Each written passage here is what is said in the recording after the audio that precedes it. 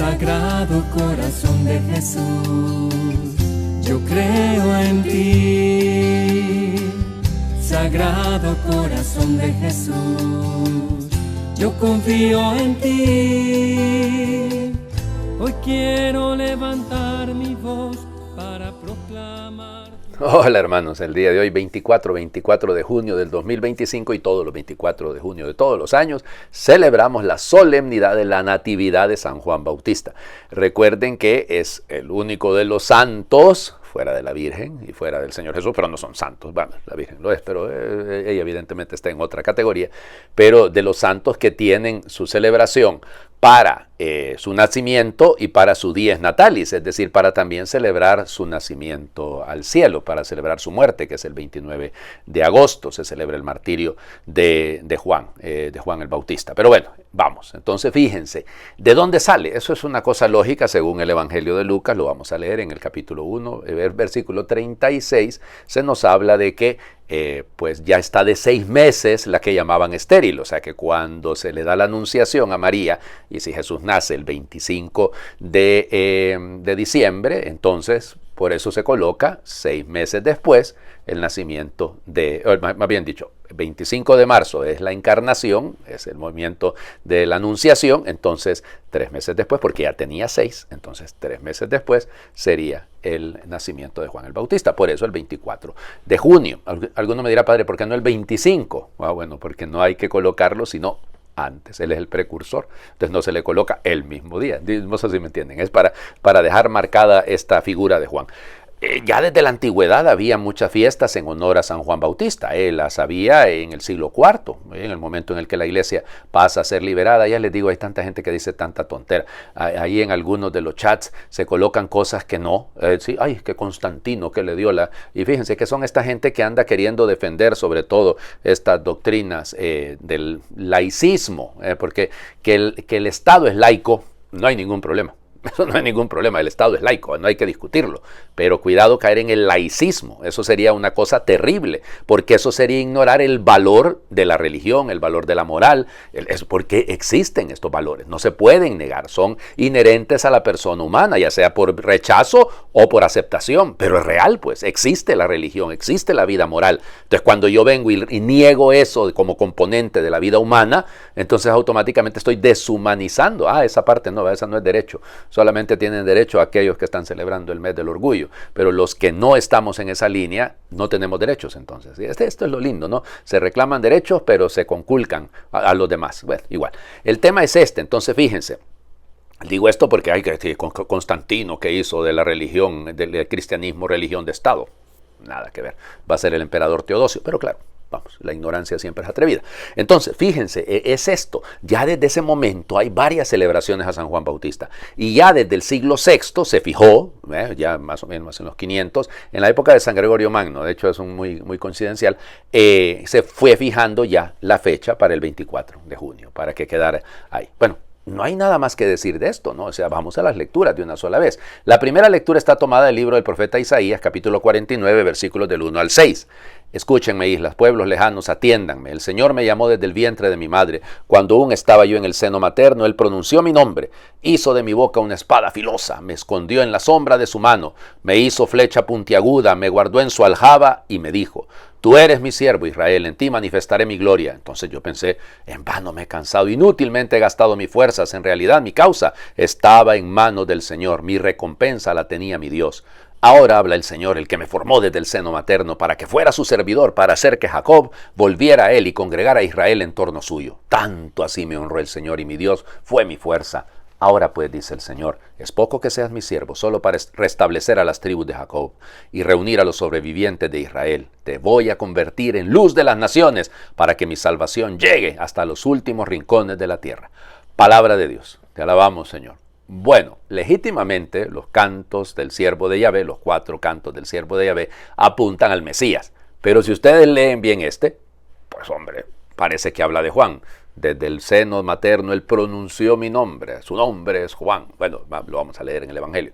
Ya es esto, ¿no? El momento en el que María llega a visitar a Isabel, el niño salta de gozo en su seno. No, todos estos elementos quedan muy bien combinados. Además, se le ha puesto para que no solamente anuncie la venida, para que proclame la venida, sino para que esa venida no se quede solo a Israel, sino para que llegue a todas las naciones, para que llegue a todas partes. Bueno, el precursor tendrá esa función. Tú eres mi siervo, en ti manifestaré mi gloria. Claro, insisto, esto es sobre el Mesías, o la mayoría de los autores hacen referencia a eso, porque son los cuatro cantos del siervo de Yahvé.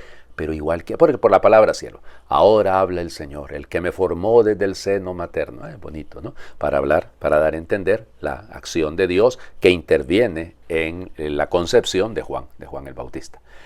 La segunda lectura, porque es solemnidad, tiene 3 lecturas. Entonces la segunda lectura está tomada del libro de los Hechos de los Apóstoles, del capítulo 13, versículos del 22 al 26.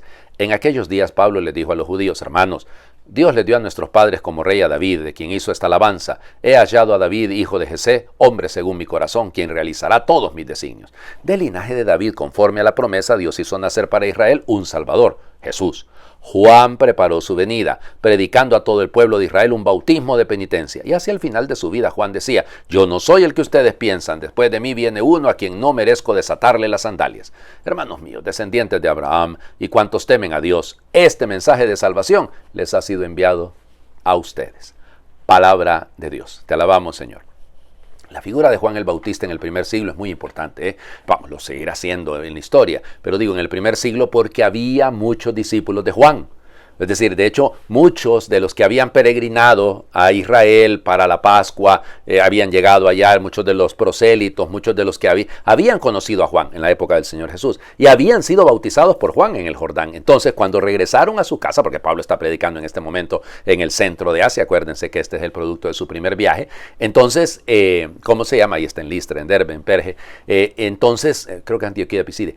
Y fíjense ustedes, lo bello, ¿no? Está detrás de todo esto, está este anuncio que empata esta realidad. O sea, aquel que Juan anunciaba es Jesús. Ahora, ustedes, de repente, en la audiencia que tiene Pablo, hay algunos de los que conocieron a Juan el Bautista. Miren, ¿ve? Lo que Juan decía se refería a Jesús. Por eso, al final de sus días, Juan decía que después de mí hay alguien, uno que viene, que no merezco ni siquiera desatarle las sandalias, ni siquiera ponerme como esclavo de él, ni siquiera. Fíjense que el término desatarle las sandalias es un término técnico del mundo judío para dar a entender el que él está por encima mío. O sea, por eso yo no soy ni siquiera digno de desatarle, porque esta es una función de alguien que está dependiente completamente de aquel al que le desata las sandalias. Entonces Juan está poniéndose en una situación todavía de más pequeño. Por eso Jesús va a decir: no hay ningún nacido de mujer más grande que Juan, pero el más pequeño en el reino de los cielos es más grande que Juan. El más pequeño, el hacerse el pequeño. Bueno, el Evangelio tiene lógica, ¿no? Vamos a leer Lucas capítulo 1, versículos del 57 al 66. Nos vamos a saltar todo el Benedictus y el versículo 80. Por aquellos días le llegó a Isabel la hora de dar a luz y tuvo un hijo. Cuando sus vecinos y parientes se enteraron de que el Señor le había manifestado tan grande misericordia, se regocijaron con ella. A los 8 días fueron a circuncidar al niño y le querían poner Zacarías como su padre, pero la madre se opuso diciéndoles: no, su nombre será Juan. Ellos le decían: pero si ninguno de tus parientes se llama así. Entonces le preguntaron por señas al padre cómo quería que se llamara el niño. Él pidió una tablilla y escribió: Juan es su nombre. Todos se quedaron extrañados. En ese momento a Zacarías se le soltó la lengua, recobró el habla y empezó a bendecir a Dios. Un sentimiento de temor se apoderó de los vecinos y en toda la región montañosa de Judea se comentaba este suceso. Cuantos se enteraban de ello se preguntaban impresionados: ¿qué va a hacer de este niño? Esto lo decían porque realmente la mano de Dios estaba con él. El niño se iba desarrollando físicamente y su espíritu se iba fortaleciendo y vivió en el desierto hasta el día en que se dio a conocer al pueblo de Israel. Palabra del Señor. Gloria a ti, Señor Jesús. Bueno, varios elementos, ¿no?, que me llaman la atención. Primero, su nombre es Juan. Dios ha tenido gran misericordia con ella, por eso la visitaron, la fueron a ver sus vecinas. O sea, de repente para comprobar, ¿será realmente o lo consiguieron por algún otro lado, ¿verdad? Entonces lo trajeron para decir que era hijo de ellos.